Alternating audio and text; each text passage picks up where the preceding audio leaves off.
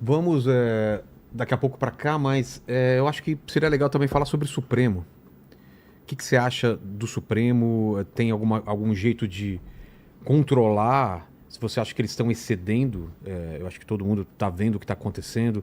A gente fez um programa aqui sobre o Master, né, sobre as ligações e tal. O que você tem para falar sobre isso? Eu sou o único pré-candidato que fala de todo o problema que envolve o Supremo. Exato. O único. Pra ser justo, o Zema não fala de todo o problema, mas ele fala também do problema. Ele tá inclusive, comprando uma briga aí com o Gilmar. Tá, e eu acho bacana. É útil ele falar também. É que o problema é que quando o problema envolve os Bolsonaro, o Zema some. É o intocável do Zema, o Bolsonaro. Flávio Bolsonaro fez um acordo com o Xandão e com o Alcolumbre pra tirar a CPI do Banco Master e votar a dosimetria. Cadê aí a galera? Cadê o videozinho de IA? Tem que bater no Flávio. A Operação Lava Jato foi destruída e o STF só tem todo esse poder porque os Bolsonaro, por conta do Flávio, do problema da rachadinha que envolvia o Flávio, fizeram acordos com o STF. Fizeram as nomeações, destruíram o CPI da Lava Toga. O Bolsonaro vetou o fim das decisões monocráticas que passou na Câmara e no Senado. Ora, os superpoderes do STF são consequência do péssimo governo do Bolsonaro no trato disso. E aí, cara, os únicos que ficaram denunciando e quase foram presos por fazer isso fomos nós. Tô avisando, os únicos que denunciaram, do Xandão até os Bolsonaro, porque todos têm culpa no cartório, fomos nós. Então, e eu tô denunciando até hoje. Fizemos 4 manifestações pedindo a cabeça de ministro do STF, pedindo prisão de ministro do STF agora. E por conta do escândalo agora do Banco Master, que é o maior escândalo de corrupção da nossa história. Só que o problema do escândalo do Banco Master é assim, as pessoas vão contar historinhas. A esquerda conta só a história que envolve a direita. E a direita conta só a história que envolve a esquerda. Então eu queria pedir pra todo mundo, vamos contar a história toda? Vamos contar que boa parte do crescimento do Banco Master aconteceu durante o governo Bolsonaro. Que houve MP que passou durante o governo do Bolsonaro, do senhor João Roma, que beneficiava as empresas que faziam crédito consignado. Dentre elas, o próprio Banco Master que vivia de crédito cesta. E que isso passou durante o governo Bolsonaro. E que, por coincidência, o governo Bolsonaro, tanto o Bolsonaro quanto o Tarcísio, receberam doações do Fabiano Zettel. E depois o Tanuri, que é o sócio oculto do Banco Master, tanto no Paraná, do senhor Ratinho, quanto em São Paulo, do senhor Tarcísio, participaram de operações de privatizações estranhíssimas, que terminaram turbinando o caixa do Banco Master. Tudo isso público e notório, não é minha opinião. Não vamos falar da parte que envolve a direita, que da esquerda a gente já sabe, o crédito cesta, que é a base do escândalo do Banco Master, começou com o PT. E o PT quer acabar. Só que envolve também o Centrão, envolve o mapa do Alcolumbre, que enterrou junto com o Flávio Bolsonaro, com o governo, com todo mundo, com o STF, a CPI do Master. Ficar falando só de parte, não, eu vou contar aqui, vou contar o que você não sabe. É muito legal pra você agradar o bolsonarista e o petista. A turma de esquerda também tem os dossiês do Banco Master deles em que o Lula não existe, que o Guido Mantega com o contrato dele, que na verdade só estavam prestando consultoria. Porra, cara, isso é picaretagem. Não dá você ficar contando a história, a meia história só pra você agradar uma bolha. Por isso que a gente tem essa história de polarização. Porque o eleitor tá como um mongoloide, um retardado. Então assim, você é de direita? Sim, eu odeio o comunismo. O Banco Master só tem a ver com o Lula, tá? São esses poderosos aí. São os do cara. O cara, é. E aqui? E você de esquerda? É tudo culpa do fascismo do Bolsonaro. O Lula não tem nada a ver com o cara. Que bom. E aí, tudo mantendo com um débil mental. Então vamos falar todo mundo, de todos os envolvidos nessa história, temos que ser sincero. Isso aqui não falam, cara. Dos que estão, tem até aí o pessoal aí na tela, dos que falam do Banco Master só tem eu e o Zema. Eu e o Zema. E eu conto a história toda. E cobro todos. E vai rolar delação, você acha? A questão é assim, vão homologar a delação? Como funciona?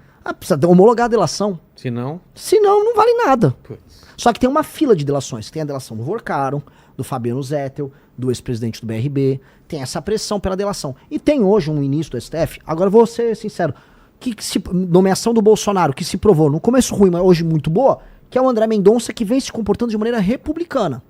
E o André Mendonça tá sendo republicano nisso. E ele tem que ter o apoio para levar à frente a delação. Porque tá todo mundo com medo. Se a delação do Vorcaro vem, se a delação do Vorcaro sobe pro STF, o STF cai. É isso, não só o STF. Boa parte dos presidentes de partido caem. Boa parte de governadores caem.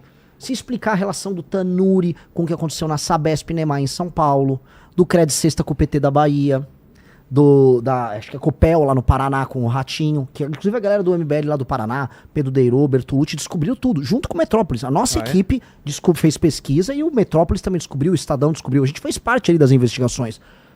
Pois bem, nós fizemos o estrampo. Temos que descobrir. O Ratinho viu que a casa caiu dele, ele até tirou a candidatura. Pois é. Não, né? Lógico, ia ter que explicar em público por que a família dele tinha sociedade com a turma ligada ao Master e com a própria turma do JBS, que a JBS Friboi também tá nesse esquema. Então a real é essa. A real que, assim, todo mundo quer contar a história pela metade, a gente tem que contar a história inteira. E o que significa o que aconteceu com o Messias aí, que rejeitaram? Qual é o recado que... São muitos recados. O recado, vou dar um exemplo, um recado.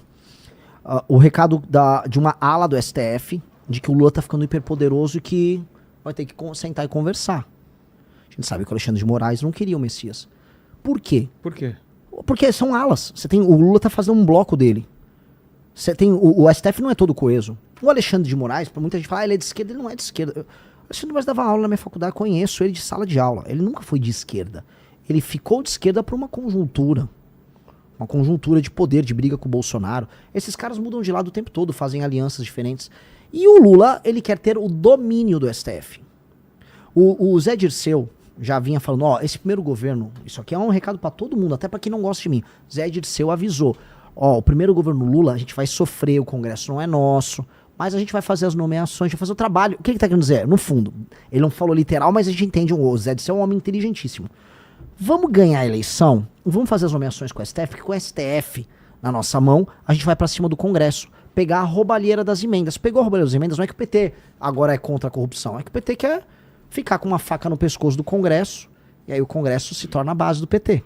Acaba com o orçamento secreto, que é uma coisa que precisa acabar, e aí com base nisso o presidente da República, ele passa a controlar novamente como faziam na época do mensalão e do petrolão. Aí o governo determina quem recebe emenda, quem recebe contrato, quem pega um ministério, que é o que o PT quer fazer de volta no próximo mandato do Lula. Este é o plano do Zé Dirceu. E aí, isto irrita alas do STF, porque não necessariamente eles concordam. Não concordam com o método, não concordam em perder poder, em ficar minoritário.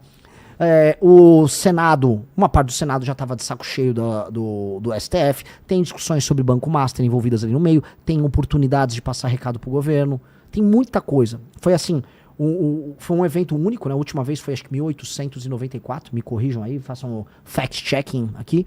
A última vez que, né, não passaram uma indicação. Então um recado, é um recado de uma força política enorme contra o Lula. Olha, não vai ser assim que a banda toca, a gente já entendeu o teu plano para pós 2026. Se você ganhar, você não vai controlar a gente. Até porque o STF, percebam assim, isso aqui também nenhum dos outros pré-candidatos vai explicar para o eleitor. O Flávio Dino, ele tá investigando, e não é de hoje, as emendas dos principais líderes partidários do Brasil. Essas emendas, são as emendas do orçamento secreto, quase todas envolvem crime. Quase todas.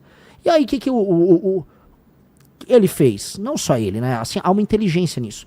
Estão roubando. Vamos investigar. Vamos investigar que vai estar todo mundo na nossa mão. Pegaram, já teve operação com o Arthur Lira, que foi presidente da Câmara. Ninguém entra no orçamento secreto impunemente. Primeiro que o deputado escolhe. Tem os deputados que estão no orçamento secreto e os que não estão. Os que estão sabem que é secreto. E sabem que a destinação, você consegue, vamos dizer, trabalhar sem muita fiscalização. If you know what I mean, a pessoa que tá vendo, se me entende. E aí, com base nisso, né, um escândalo de corrupção acontece.